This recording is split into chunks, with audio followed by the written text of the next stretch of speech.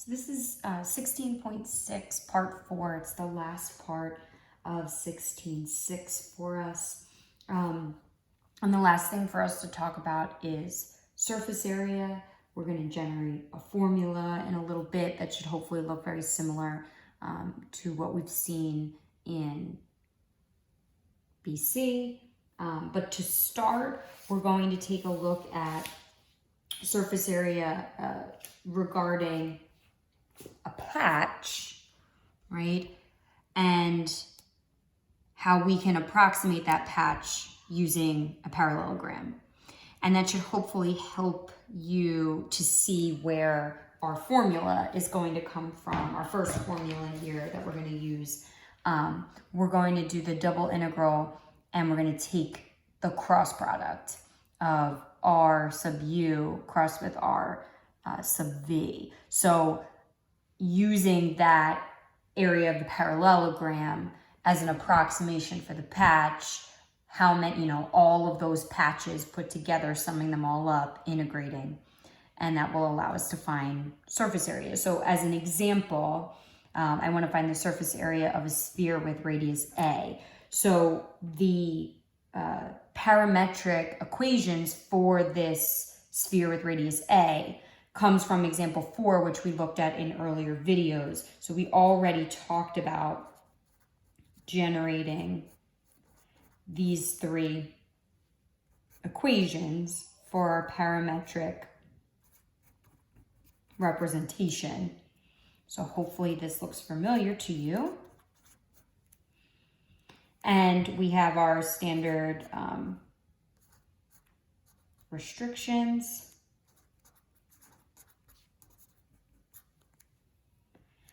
So in order to use the formula that we came up with for the start today, I'm going to need to do some cross product, right? So first thing I'm going to need to do is find my vectors, r sub phi and r sub theta.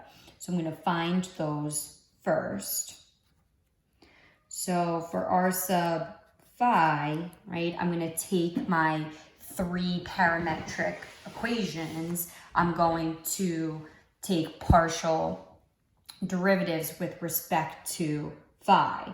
So if I look at taking the derivative of this with respect to phi, what am I going to get? Well, sine goes to cosine, and everything else is going to stay the same. So I'm going to get a cosine phi, cosine theta. I'm now taking the partial derivative of this part of y, my y equation, with respect to phi. So sine phi, again, sine goes to cosine, and the other 2 pieces are going to stay there because they're acting as constants or coefficients, right? And for my last component, cosine goes to negative sine. So I'm going to get negative a sine phi. Okay, so that's r sub phi. Now I need r sub theta. So I'm going to take all 3 again. I'm going to find a partial derivative, but this time with respect to theta. So when I'm taking my derivative with respect to theta here, cosine theta goes to negative sine. So negative a sine phi sine theta. Derivative of sine theta, sine goes to cosine, so no negative. So a sine phi cosine. I would run out right then, huh? Cosine theta. And if I'm taking a derivative here with respect to theta, there's no theta, so it's just 0.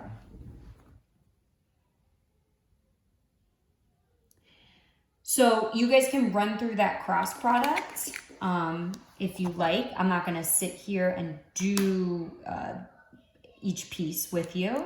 But when I do the cross product, so you can pause the video if you'd like, to do that work and figure out my cross product. But hopefully you would get a squared sine squared phi cosine theta a squared sine squared phi sine theta, a squared sine phi cosine phi. All right, I just want to make sure I copied that down right. And again, pause the video, see that you get the same result. Now for my formula here, I need to find the magnitude of that. So after I find that, now I need to do my magnitude. So I'm going to have the square root, and everything's going to get squared. So I'm going to have a to the fourth sine to the fourth phi cosine squared theta, plus a to the fourth sine to the fourth phi sine squared theta, plus a to the fourth sine squared phi cosine squared phi. So hopefully you can see, if you factor out from the first two pieces, the a to the fourth sine to the fourth phi, you're just going to get cosine squared plus sine squared. So that'll just become 1. So once I factor that out, a to the fourth sine to the fourth phi, then it's just going to be times cosine squared plus sine squared, which is just 1. So that part will go away. Plus, and I'm just going to copy down my last term there. And if I factor out an a to the fourth sine squared phi, I'm going to get, so again, if I factor out a to the fourth sine squared phi, what am I going to get left over is sine squared phi plus cosine squared phi. So that part just becomes 1. So I have the square root of a to the fourth sine squared, so it's going to be a squared sine phi. That's just the part that goes inside. So still not done yet, right? So I'm going to do a double integral. I have, my variables are theta and phi. I know what their restrictions are, so those are going to help me to build my bounds for my integral. And I have that result that I got from the magnitude of my cross product. So it's going to be a squared sine phi. And then I have d phi d theta. The a squared is just a constant. And then nothing in here involves theta. So remember, I can just kind of pull that piece out. So I'm going to have an a squared and a 2 pi sort of separate from the fact that I'm integrating from 0 to pi sine phi d phi. When I integrate sine, right, cosine goes to negative sine. So if I'm integrating sine, I'm going to get negative cosine. And that's from pi to 0. So I'm going to have a squared 2 pi a squared. I guess I should start writing it like that. And then I'm going to have negative cosine at pi. Cosine at pi is negative 1 times that negative, so it's a positive 1. And then minus negative cosine, so plus whatever cosine is at 0, which is 1. So I end up getting 4 pi a squared.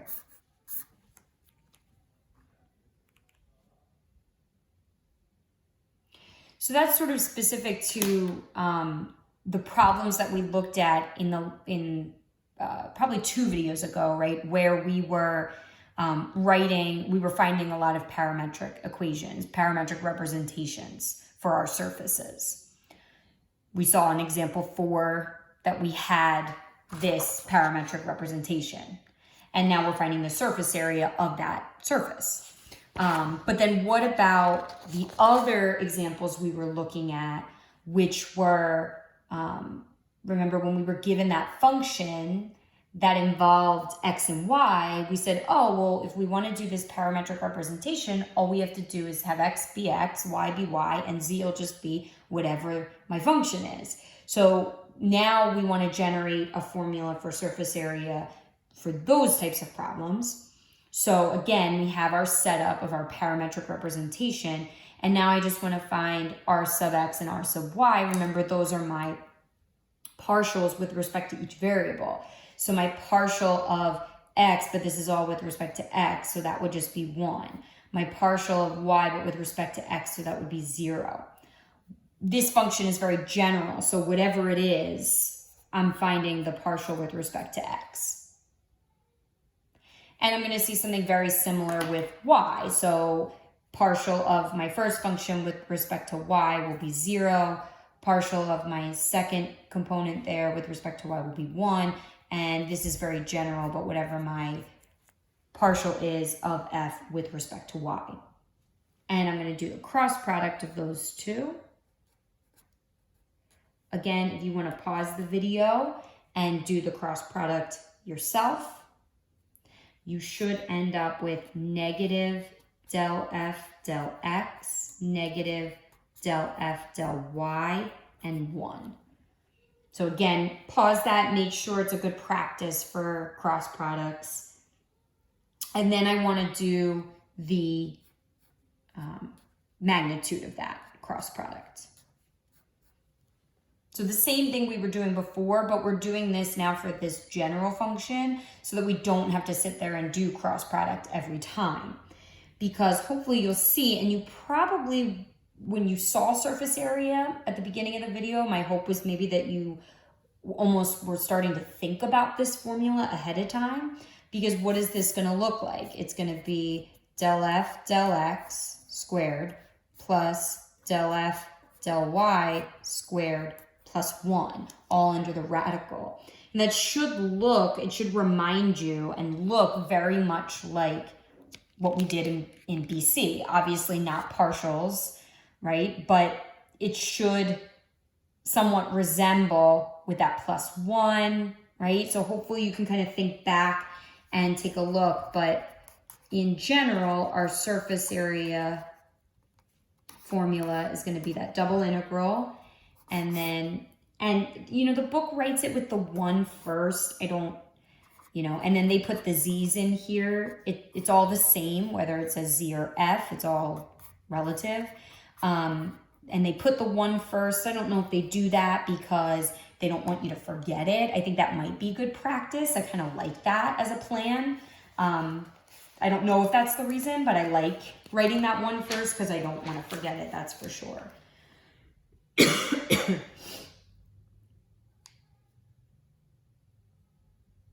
So I want to use that formula now, and I'm going to run through another example. I want to find the area of the part of the paraboloid z equals x squared plus y squared that lies under the plane z equals 9. So when I plug in z equals 9, right, so I get this disk with center at the origin and radius 3, right? So I can just sort of visualize what that looks like. And I'm trying to see if I have a picture for you. I'm not sure if I do. Oh, here we go. So here's the picture for you from the book, right? So you can kind of see what that looks like. You can see the disk in there. But I'm using my formula. So I have, I'm just going to write it generally first. I have my double integral, and I have the square root of 1 plus. So I'm going to think about taking my partial derivative with respect to x, my partial with respect to y, and I'm going to square each of those underneath the radical here. So I'm going to have 2x, and I'm squaring that whole thing, so just be very cautious there. And 2y would be my partial with respect to y, and again, I'm squaring that entire piece. So I kept this general for a reason. Maybe you can see where we're going. Stay with orange for a little bit here. I'm going to simplify a little bit underneath the radical. So I'm going to get 1 plus 4x squared. So make sure you apply that power to everything, plus 4y squared. I'm going to factor out a 4 from that, from those last two terms underneath. And so hopefully you can see why I did that. Once I see this set up, I see that it probably makes sense and is a lot easier for me to convert to polar. So that's what I'm going to do. And that's why I kept my bounds. I didn't fill them in yet. So theta is going to go from 0 to 2 pi. We took a look at the fact that it was a disk with radius 3 from our equation. So my radius is going to go from 0 to 3. I have the square root of 1 plus 4r squared. Don't forget your r, your Jacobian, right? Good old times. Dr d theta. Notice there's no bearing on theta. There's nothing involving theta inside, so you can sort of separate that and you'll just get 2 pi when you integrate from 0 to 2 pi d theta. And I guess I'm doing just a little u substitution here, right? So I'll show my work for that, good refresher for us. So I'm gonna have u equal 1 plus 4r squared. Du dr then would be what, 8r. So dr would be 1 over 8r du.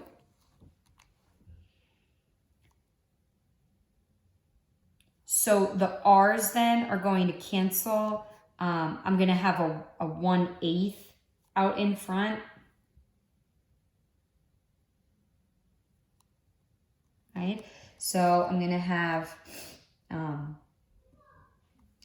I don't necessarily want to mingle the two. You know, I want to be cautious here the way that I do this. So I'm going to keep the 2 pi separate actually for the time being.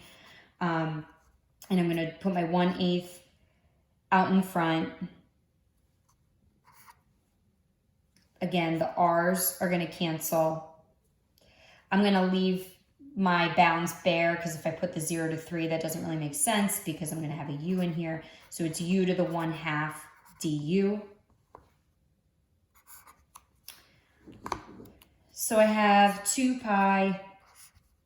I have my 1/8, but then I'm integrating. So this is going to be u to the 3/2 over 3/2, which is the same as multiplying by 2/3. And then my u is this. So that's what I have to the 3/2. And then I'm plugging in my 3 and 0. So a couple of things, like I can simplify this, make that a 4. So then I have a 2 pi over 12. And then I'm evaluating, so careful because I think this, I don't remember if it was a problem that we were doing or if this was in BC, but I feel like it gets me every time and I see that it gets a lot of you guys a lot.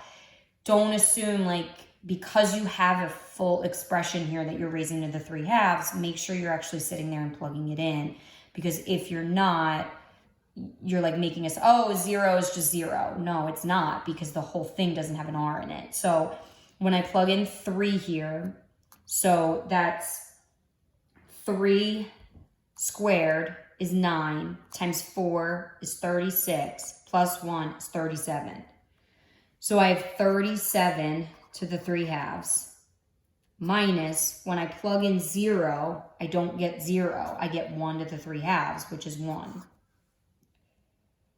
And then 37 to the 3/2 is just 37 root 37. So I have, I'm just going to reduce my fraction here, pi over 6 times 37 root 37 minus 1.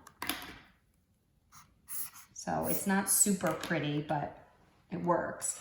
Again, think about if the formula is consistent to single variable calculus. We've talked about that a couple of times. Hopefully you felt like it is consistent.